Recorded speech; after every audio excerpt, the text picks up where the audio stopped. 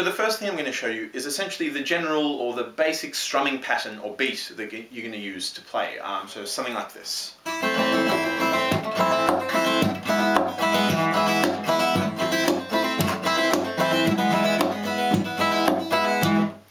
Right, so nothing too complex to begin with, but you really do need to get sort of these basics down pat before you move on to anything more complex. So firstly, the chords I'm going to be using are all relatively simple chords. They're all either minors, majors, or dominants. And the reason is because all the complexity and everything interesting that's happening in this is in the right hand, or in the beat, or in the sort of strumming pattern. So you don't really need to do anything too out there or complex with your left hand. So I'm going to try go through everything nice and slowly and explain to you exactly what I'm doing and what fingers I'm using and how to practice it up. And obviously, to practice, you need to start slowly and gradually build up the tempo.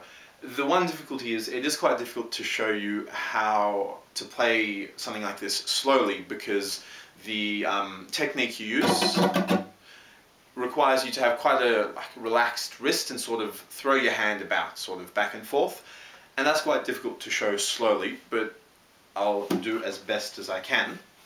Alright, so the first thing we're going to have to learn is the general strumming pattern and playing it while keeping the beat. Now we're going to be strumming down with our middle finger and our ring finger, and strumming up with our thumb.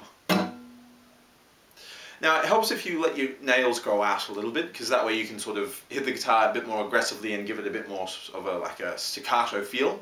But if you don't, it's not the end of the world. So firstly, I'm just going to be on the chord of A minor, and I'm just going to be playing down one stroke per beat. So 1, 2, 3, 4,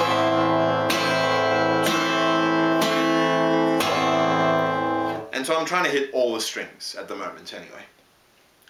Now as you can hear, that doesn't really sound all that flamenco-y or all that good. And that's because I'm letting the notes, just the chord, ring out. So really, once you're sort of comfortable playing that with your middle two fingers on the downstroke, you need to learn how to mute the chord with your left hand. So on the A minor chord, I'm using my fourth finger, which is free, just to essentially place over the strings to mute the whole chord. So it'll sound like this.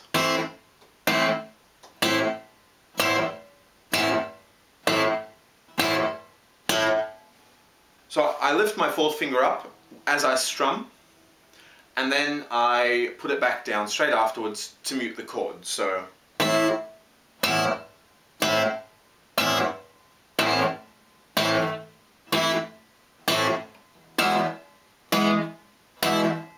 right? So you need to learn how to do that and feel comfortable doing that. So just downstroke with your middle two fingers and muting after each chord. Next, add in an upstroke. So go without muting, it'll be down, up, down, up,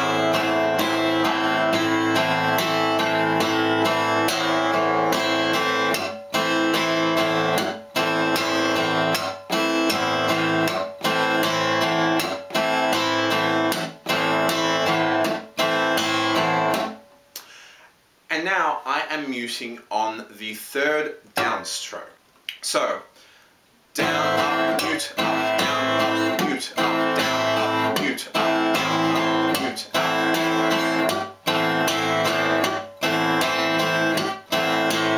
up. And really practice that up. And it's quite difficult to get the same sort of volume and the same quality of chord on the up and the downstroke, but you really need to practice it up so that it sounds somewhat similar rather than like that. So it doesn't sort of sound sloppy, it doesn't sound sort of, you're not dragging your thumb or your fingers.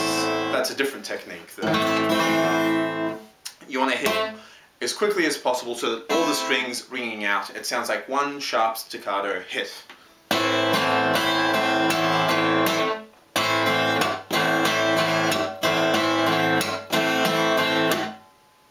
Right? that's the general pattern. So down, up, mute on the down, which is the 3. Up, 1, 2, 3, 4. 1, 2, 3, 4. 1, 2, 3, 4. 1, 2, 3, 4. And you want to practice that up until you can sort of get some speed.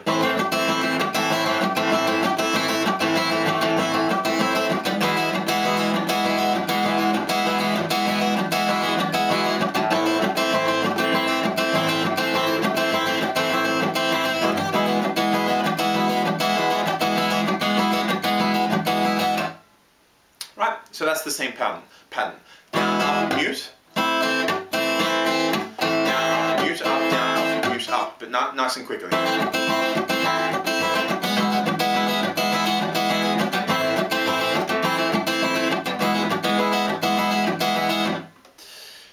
Then once you can play that relatively competently, and this will take weeks if not months, all of this altogether that is, don't be surprised if you don't get it straight away.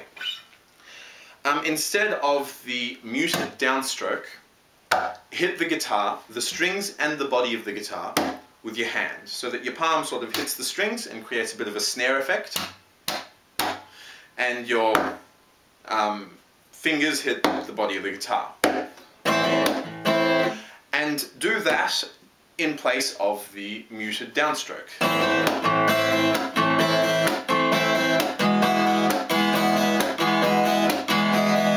So I still mute the third downstroke with this finger here, just to make doubly sure.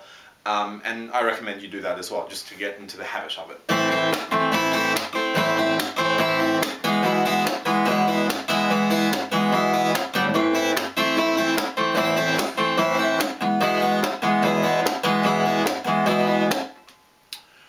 Right, so that's down, up, hit, up, down, up, hit, up, down, up, hit, up, down, up, hit, up. And again, build up the speed, slowly, starting slowly. Always start everything slowly, then gradually build up.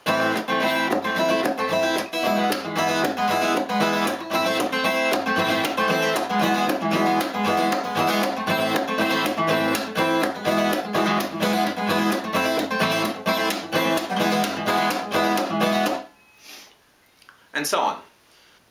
Right, so once you've got that down pat, then you can start experimenting moving the beat around the guitar. So hitting different areas of the guitar gives you a different sound. So sort of around the middle, or the sort of at the bridge here, gives you more of a bass drum sound. Whereas up here near the strings gives you more of a snare sound, I find, sort of a more treble sound.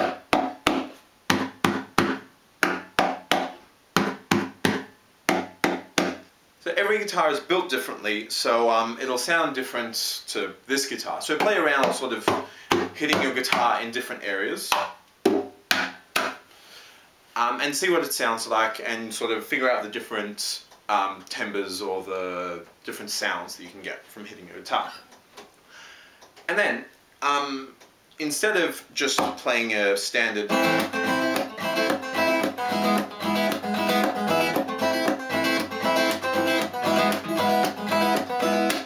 you can move the hit around the guitar. So I like to go sort of bass, snare.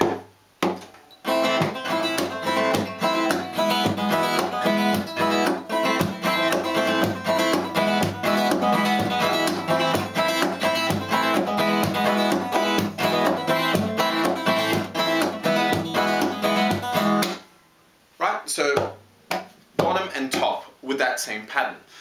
But you don't have to move it bottom and top. Obviously you have to sort of stay around this area. You can't be hitting it here because you need to also be strumming.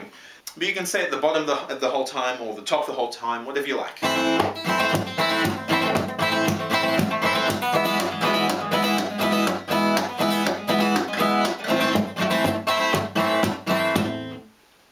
So here I should say I'm sort of hitting with my palm on the bridge here, and kind of using my thumb to hit the strings to half mute them.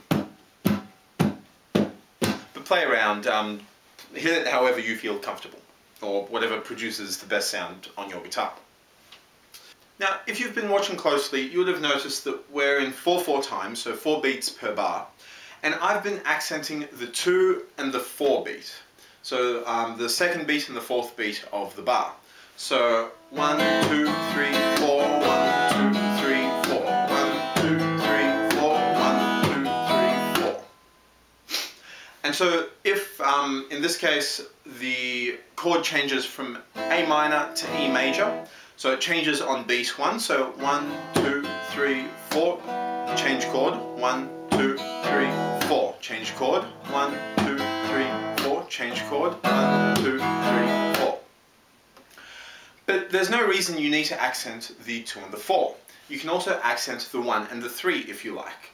So that means that the chord changes as you hit the guitar. So it'll be 1, 2, 3, 4, 1, 2, 3, 4, 1, 2, 3, 4, 1, 2, 3, 4, 1, 2, 3, 4, 1, 2, 3, 4, 1, 2, 3,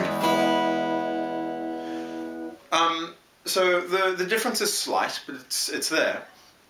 When I hit on the 1 and the 3, I use the side of my hand, or the side of my palm, to hit below the bridge, and I use my thumb to hit the notes, especially the bass notes, and that helps the actual chord ring out, so it's not just a muted first beat. So actually you hear the chord played on the first beat, so it'll be.